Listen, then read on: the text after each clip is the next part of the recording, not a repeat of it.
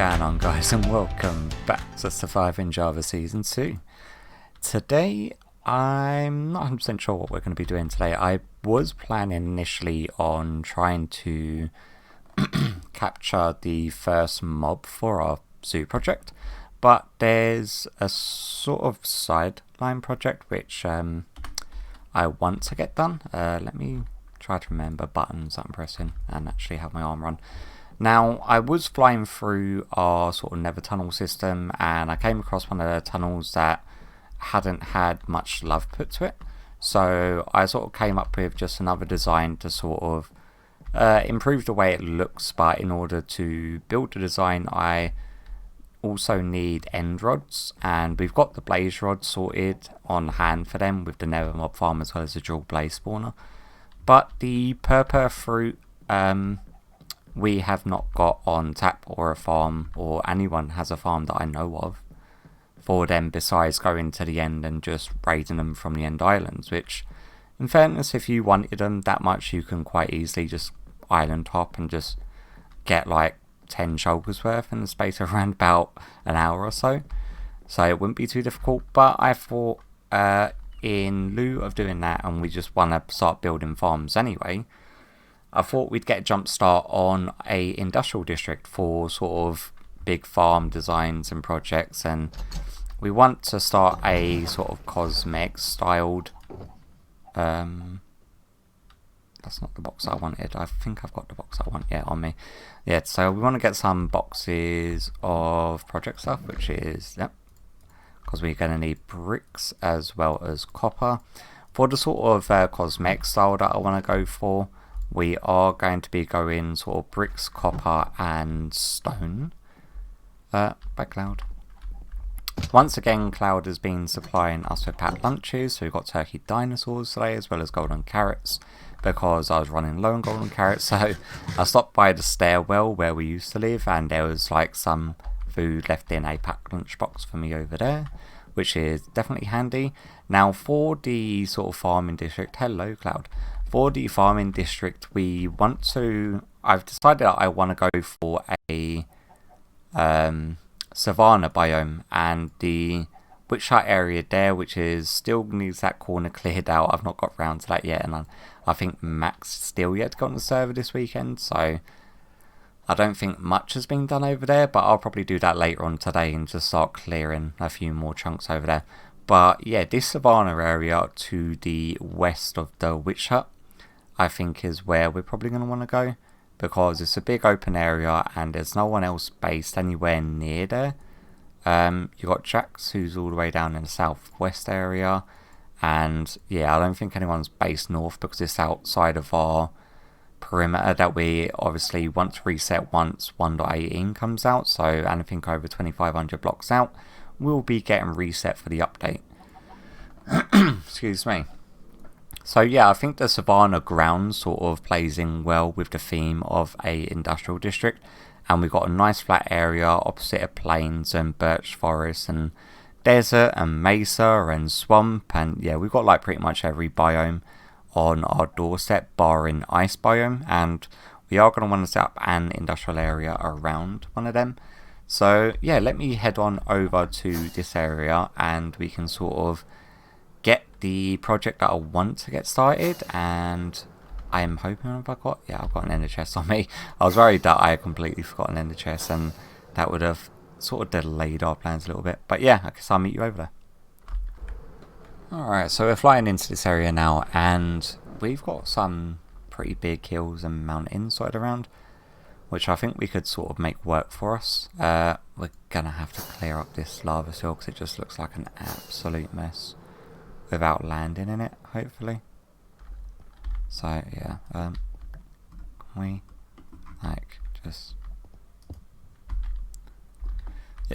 just to tidy that up, because I did not like the way that looked. So this is sort of the flattish area that I was thinking about for our beginning of the farming district, and it does mean I'm gonna have to sort of level it a little bit, and the ground I think is just the perfect colour for like an industrial district, especially for the sort of brick and mortar style that we're going to be going for. Yeah, and we've got a bunch of animals and cows and sheep by the looks of it. An odd looking orange cow, black and white cow. Normal looking chicken for once rather than the key looking ones. Yeah, I think the key ones are biome specific to the jungle. But as for the actual biome in this area, so we've got a bunch of savanna hills and broken plateaus around the area. We are going to obviously want to get rid of these cheaty floaty rock things that's going on here as well. And then we've got a desert there, should we need any sand. Can we get rid of you? Sorry, if I just working around here when we've got a cheaty floating rock, it just doesn't work for me at all. So we're going to have to get rid of both of these. We're not going for that sort of style, I'm afraid. Like the whole Avatar floating island style is just not what we're aiming for on this one. So any floating hills, isles or trees are not allowed in this area. But yeah, the plan that I'm going for regarding the farm itself is we're going to have 4 different trays of growing for the purple fruit, and we're going to do it chunk aligned as well, just because, well, uniformed and design works that way for me. So we're going to have the central collection tray in the middle there, and then we're going to have 1 tray coming out this way, 1 tray coming out that way, 1 tray coming out that way, and you've probably guessed it, 1 more tray coming out this way. And then all of them will be having water systems washing down to the central collection tray, and we're going to have a platform that we walk along the top in order to shoot all the chorus fruit flowers in order to enable us to replant it. So it's not going to be as ridiculously inefficient as the one that I built last season was, where we used skeletons to try shoot the chorus fruit and made it into a parkour course. That one was a fun idea, but oh my god, it took me the better part of like a full day collecting over there just in order to fill up 1 shulker box of chorus plant. And yeah, we want this one to actually be productive, so as it's going to be the beginning of our industrial area, I think being efficient is going to be key. So yeah, let me sort of clear out the area and we'll jump into a time lapse of me building it, because it's definitely not the only thing that I want to get done today. So yeah, I guess I'll catch you after we've got it up and running.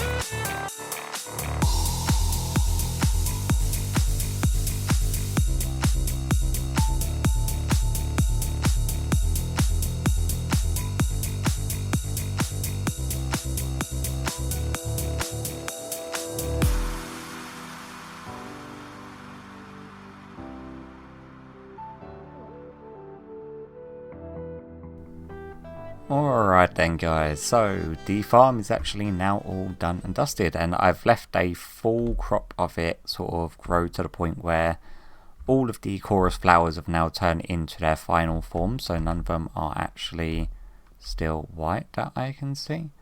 By the way, I was trying to record this clip before and I just walked straight off the back. And yeah, so I had to sort of redo this entire bit. But what we can do is actually go and start doing a full harvest this time around, because I was initially, first of all, I only had like 8 chorus fruit, and luckily we did have Clowd pop over and drop us some of the valuable resources that we actually forgot to bring over, and that is the end stone and the actual chorus flowers, you know, the 2 main ingredients that you need to actually make this farm work. But I did go and make a couple of those, and this one is already a fraction of the way down. We've already got a bunch of chorus flowers and chorus fruit, because I had to do like one segment of it and do a harvest in order to start getting the flowers to plant the entire farm. So the idea behind this is that we start off on one end towards where the lever is, and then we'll shoot going along this side and then shoot coming back along this side, activate the water, and then wash this side down, let it finish washing, turn it back off, and then we'll do rinse and repeat for the other 3 segments. And what we can actually do though is mark off exactly how much we have got, so we know roughly how much we are getting in. So if we move our arrows down to this side here, yeah, as long as it's a normal arrow and infinity unbreaking on the bow, that should be fine, just so we get a decent idea of how much a harvest will actually do. But yeah, let's crack on and get this harvest done.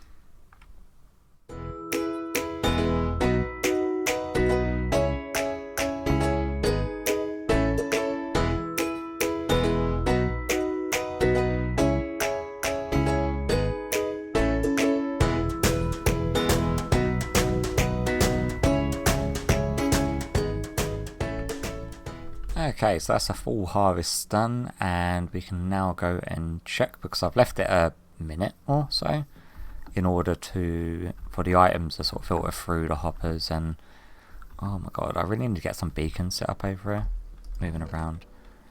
Okay, so that is not terrible actually. These are ones I just picked up off the side, because obviously with the way that the chorus fruit grow, it's a little bit ski with at times.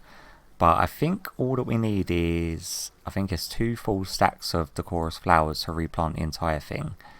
So, and we're getting way more than what we need of them.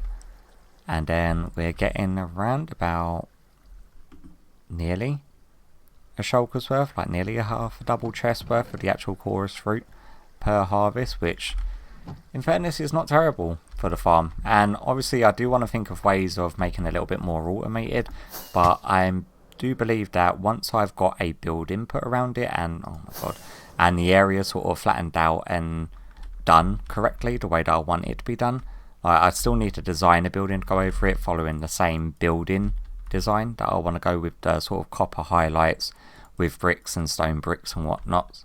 And then it's going to be a fairly oddly shaped building, like a cross section, but it'll be a nice central point for our farming district, because I really do like the palette of the bricks with the copper and the normal stone bricks. I think they do sort of blend in nicely with one another, and we will be mixing in other blocks to the palette as well, like granite and such, just for that more industrial and broken up feel that we do want.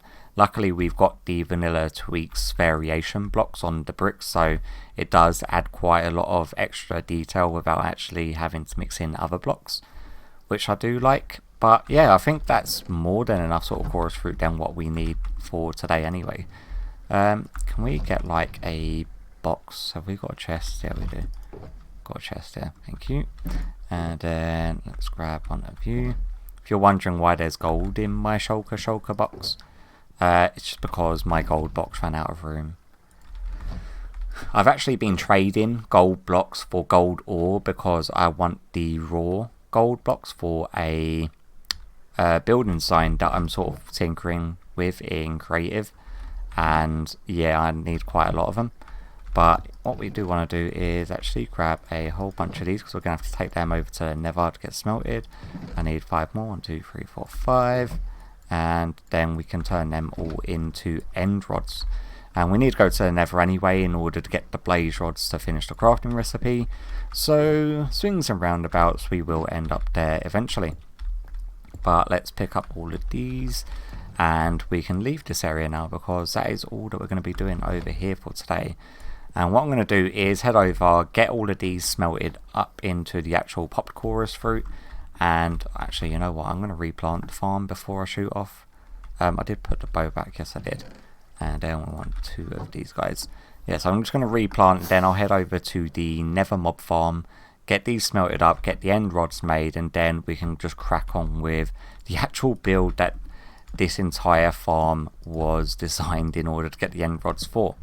And halfway through me building this actual farm, Max said that he's got more than enough end rods in order to cover the building of the new Nether tunnel that I want to make. And well, the farm's built now, so if we want to use per blocks, and I have got a design in mind for a new end tunnel.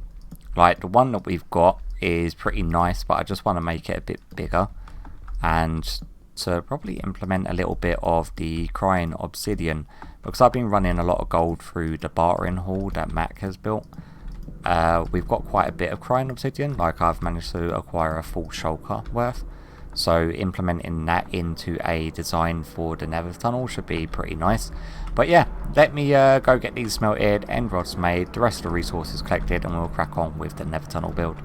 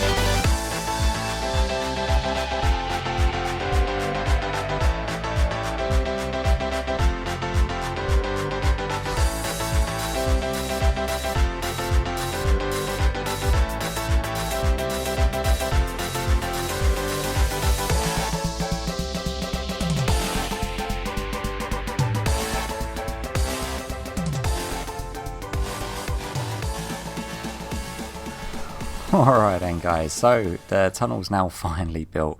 It took way longer than I ever expected it to. It took approximately near enough a full day and a half, and it wasn't just the building of it or the resource gathering it, as you could probably tell by the constant dripping of lava particles above my head. This thing ran through a massive lava lake that stretches all the way down the length of it. So yeah, it was literally just time mopping up the lava in order for me to then be able to build it. And I didn't actually die once building it, luckily. A lot of fire resist potions, I think like a shulker and a half full of fire resist potions. And then I managed to sort of clear it all out and then had it built. I did have Mac help out with the quartz because I tore through my entire supply of quartz. Also tore through the bartering hall supply of quartz. And I had to hit up Mac's secret little stash of quartz ore just to finish off the end section. But we had enough end rods. I've still got like 3.5 shulkers worth of end rods as well. But yeah, it's really weird how it sort of lined up as well, which was completely unintentional. So if you come into this area here and we've got the sort of particles coming from the spore blossoms, and if we bring up my little info HUD in the top left there, you can see the biome that we're in here is the Nether Waste. But as soon as we sort of cross this threshold where this line is, this was completely unplanned. We go into a basalt deltas, which then adds this different particle effect that goes in. Which, in fairness, is like, initially I was a little bit miffed by it, because I actually diverted the tunnel. The original tunnel came from, where is it? It was here and then cut off in that direction, and straight forward there is Nether Wastes. But then I extended it so that way I can have an equal proportion segment of the tunnel, and then brought the Nether portal over by about 15 blocks and had to move the portal within the gold farm itself to sort of line it up. But then, yeah, it sort of lined up perfectly that it was completely in the basalt delta on the cutoff line. And you have this really cool transition of a brand new particle effect because it's in the basalt delta biome, and you get the atmospheric sounds of the what sounds like a giant metal monster every now and again cluttering around. But yeah, it's like it's all done, and it took a very, very long time to sort of get all done.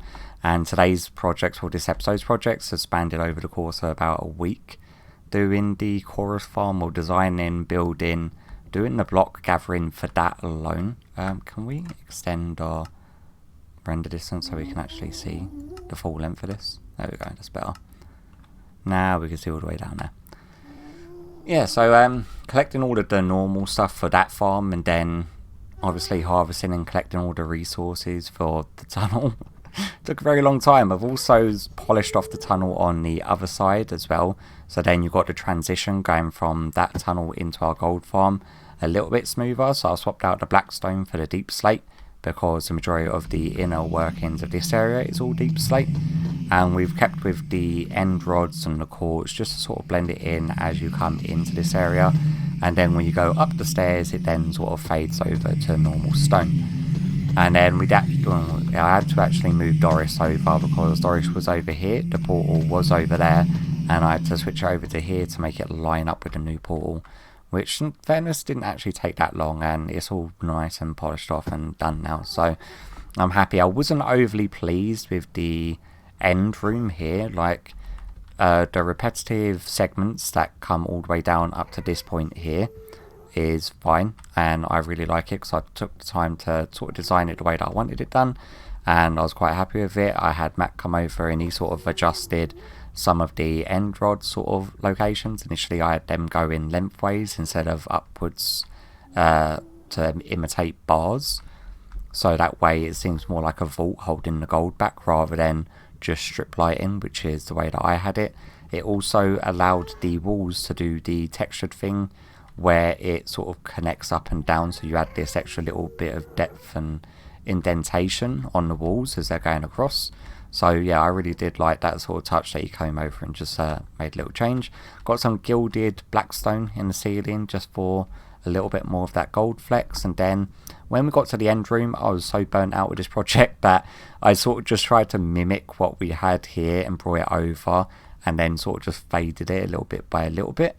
So I took out of the walls surrounding this section and just had it with the indented quartz with the gold blocks of the bars.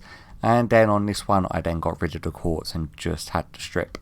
No reason in particular. I just wanted to sort of fade it out, and as we got closer to the actual portal, so that way we can make the switch to the deep slate without it seeming like such a big transition. So yeah, there's a lot more that I could have probably done with the end section. I do like the big sort of archway that leads to the portal. I'd much prefer, I really wish that they allowed you to make portals with different shapes rather than just square.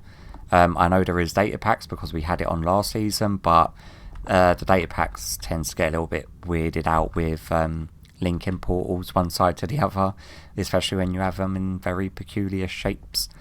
Especially when you sort of reload the world or restart the world, and yeah, it just gets all out of sync a little bit. But I think that's definitely going to do it for today's project, and well, project should I say, because we managed to get the chorus farm done, and we managed to get this entire tunnel redone and decorated, and it now the transition going from that tunnel to this, which is the whole point that I've done everything in this episode, is not going to trigger me, because we was going from a really big open sort of nether tunnel, and then we was cutting across another big open nether tunnel, and then we was cutting into a very, very small nether tunnel, and I didn't like it.